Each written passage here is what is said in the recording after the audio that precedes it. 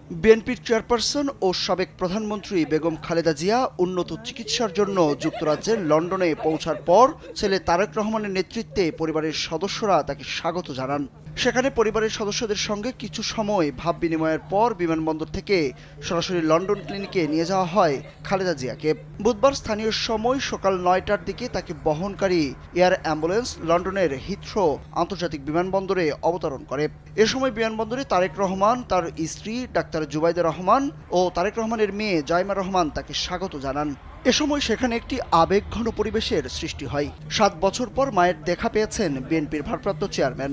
মাকে জড়িয়ে ধরেন তিনি। পুত্রবধূ জুবাইদাও দীর্ঘদিন পর শাশুড়িকে পেয়ে আবেগ আপ্লুত হয়ে পড়েন।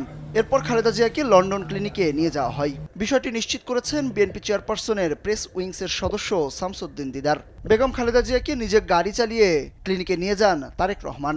এর আগে বাংলাদেশ সময় সকাল ৬টায় কাতারের দোহা বিমানবন্দরে পৌঁছায় খালেদা জিয়াকে বহনকারী এয়ার অ্যাম্বুলেন্স। সেখানে ২.৫ ঘন্টা বিরতির পর এটি লন্ডনের উদ্দেশ্যে ছেড়ে যায়।